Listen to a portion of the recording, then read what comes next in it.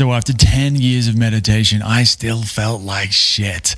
And if you feel the same, you are not alone. This video is for you. My name is John Wood. I'm the founder of RageArt. In this video, I'm going to talk about or answer the question really of why do I meditate every day but still feel miserable? How do I solve this? What is the problem? What's really going on? Why is this not working? Despite everyone saying, hey, if you're stressed out, if you're anxious, if you're not feeling it, just meditate. That'll fix all your problems. And if you're anything like me, anything like I was, you know by now that that's just not true. So let's get into it with someone hammering over there.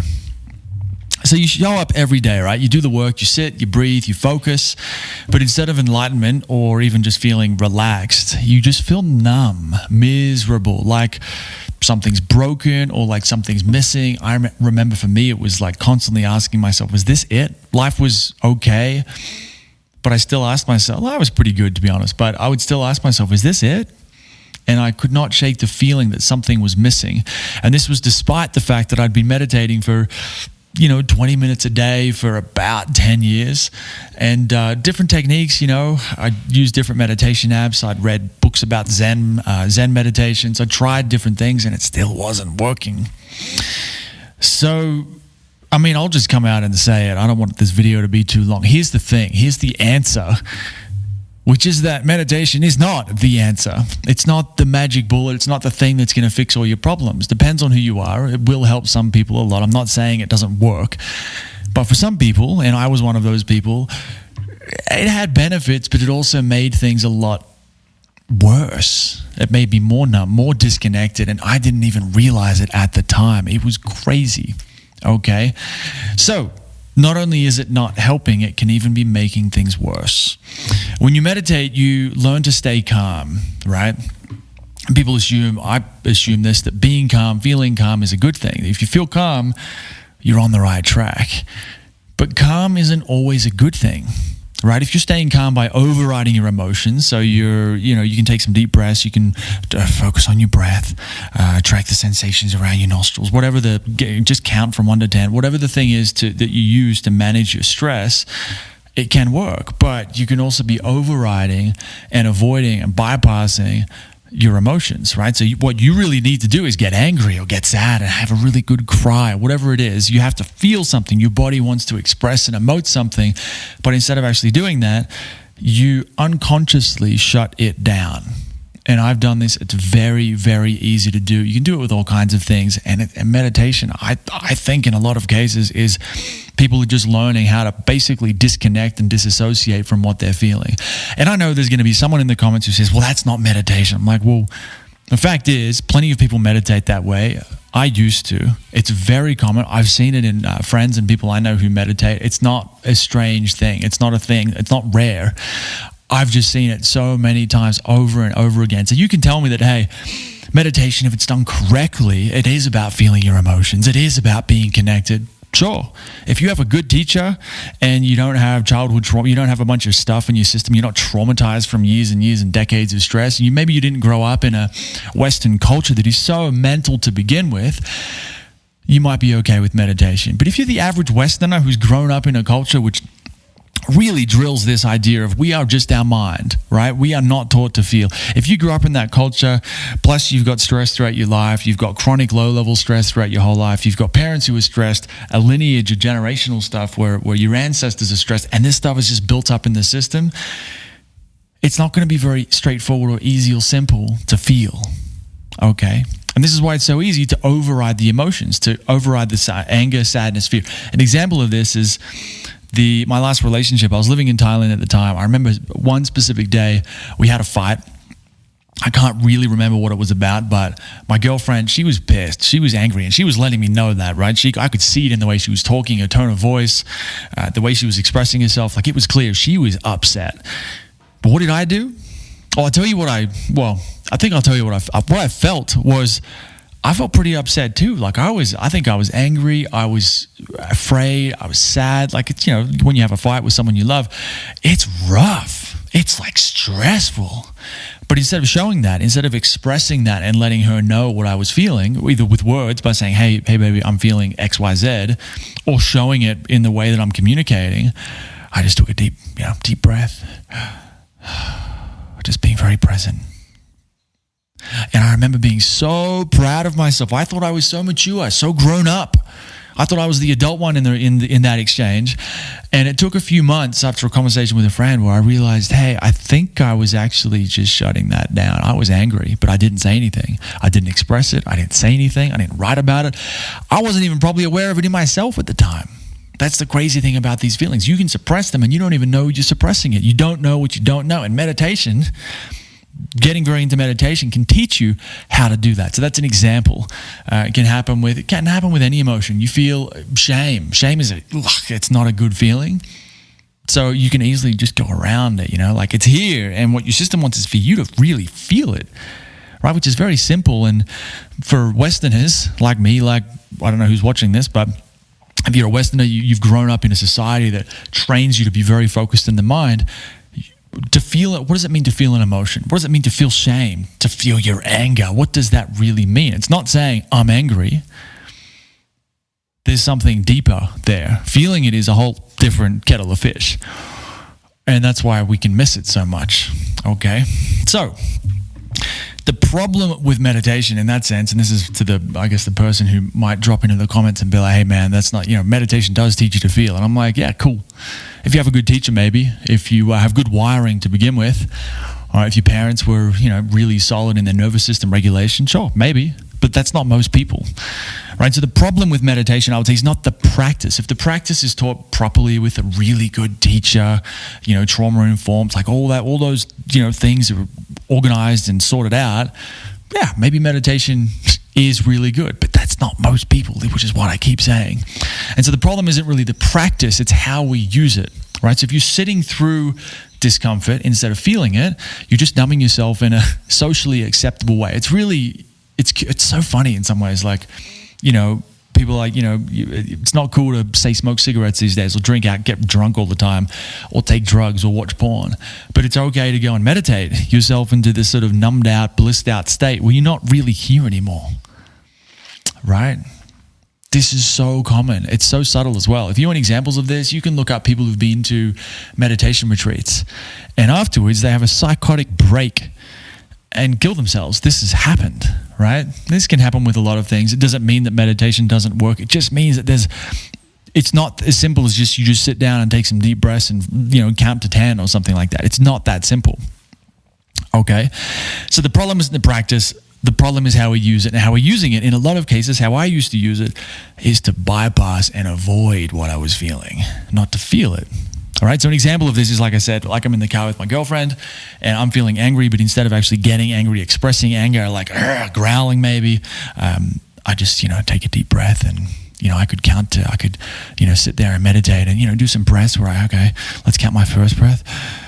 Okay, that's 1, let's do 2, and let's do 3. Oh, I lost the count, let's get back to 1, right? That's a meditation technique, I think, from one of the Zen books I read.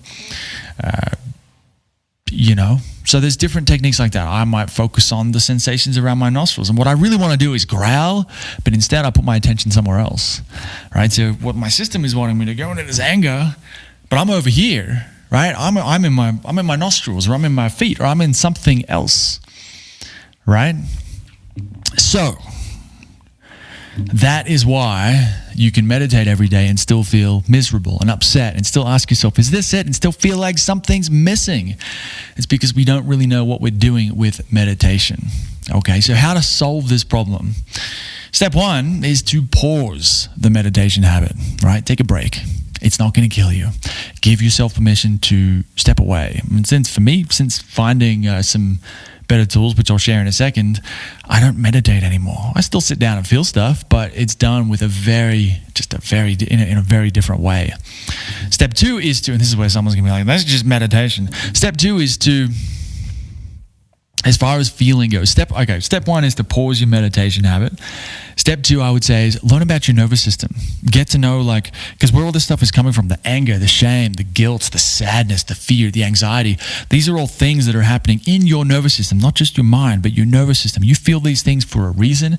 You want to understand, why are they there? Why are they coming up? Why do they get stuck? What does it look like to go into it and feel it? What does it look like to go around it? Now, this is like the theory. I might say, if you want to learn to play the guitar, right? I have a guitar behind me. You have the music theory, and then you have the playing the guitar, right? So if you are in this case, you are the guitar.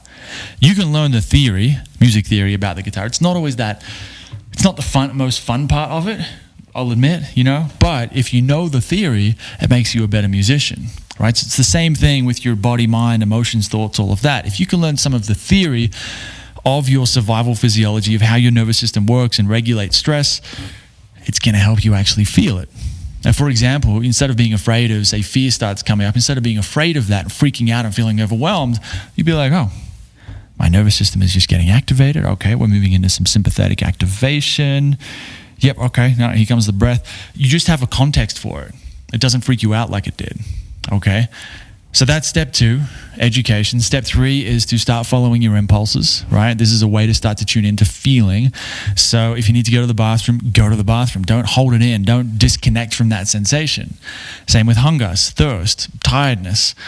If you have a feeling about something, trust it, listen to it, and start with those more obvious things like sleep, food, thirst, the bathroom. Because if you ignore that, if you can't even pay attention to that and go and trust that and follow that and take action based on that, you're not going to be able to be very good at doing it with more subtle sensations, like an impulse to cry, right? There'll be if you're bypassing and avoiding and disconnecting and disassociating from that really obvious impulse to go to the bathroom, what do you think is going to happen when there's a really subtle impulse that, maybe you need to cry right now, maybe you need to rage, but maybe there's a little bit of shame.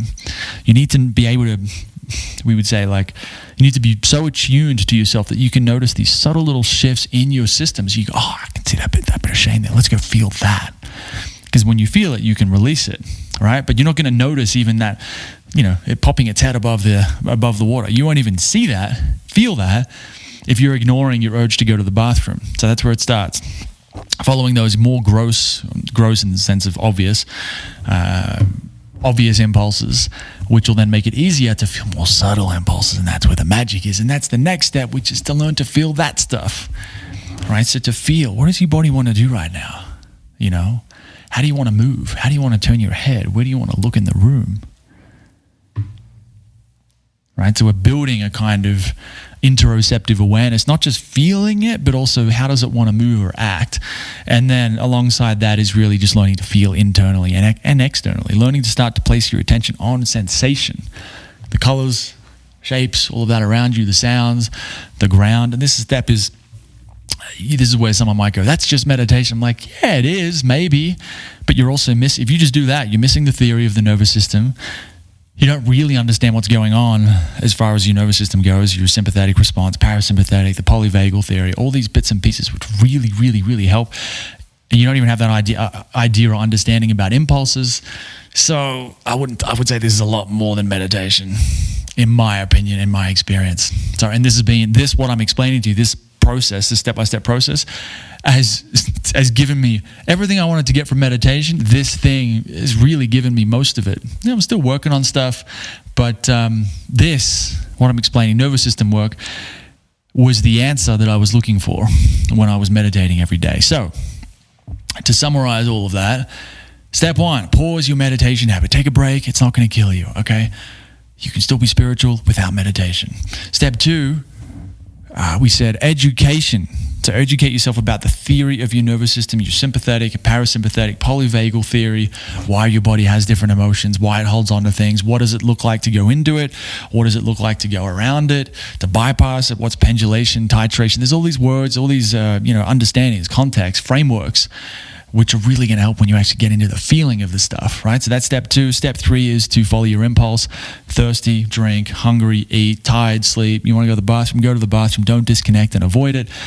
And then following on from that, the next step is you get better at feeling your more subtle impulses for how do you want to move right now? Do you have an impulse to cry, to scream, to whatever? And, at the same time as that is practicing sensations. So can you look around, feel the ground, notice your breath, bring these things in together. So we're building a kind of, it's the theory. The theory is like the music theory on the guitar. And then the practice of playing your scales, of doing the things is like, can you feel the ground right now? Can you see around you? Can you notice your breath? Can you do that all at the same time? Can you notice subtle bracing patterns in your shoulders or your feet? And so on and so forth. And this is not an overnight thing, but it is, for me, the answer. It's much better than meditation ever was. I'm not saying meditation doesn't work. I know it works for some people. I've had cool experiences with it. But as far as healing, being healthier and happier, what I'm talking about, nervous system work, gave me far more than meditation ever did. Okay, if you want to learn more about nervous system work, if this sounds interesting to you, if there's a bit of an impulse, a subtle little impulse, it's like, hey, that sounds cool. I want to go learn about that, and I want to learn about it from John. I did not come up with this. You can find other people talking about this if you want. Just search some of the things I've mentioned here in this video. But if you'd like to learn from me, there'll be a link in the description, but you can go to rageheart.co. It's like Braveheart, the movie, but Rageheart.co. That's a reference to, I've had a lot of anger and rage come up in my journey with this stuff. It's amazing shit when that happens too. It's a story for another time. But rageheart.co, and there's a homepage there. You can read a little bit more about it. And if it sounds interesting to you, sign up and I'll send you a 7-email story. It's like a short 7-chapter short story delivered over 7 emails, which will give you more information about this process and how to go deeper into it. Okay, so thank you for listening, and I'll see you next time.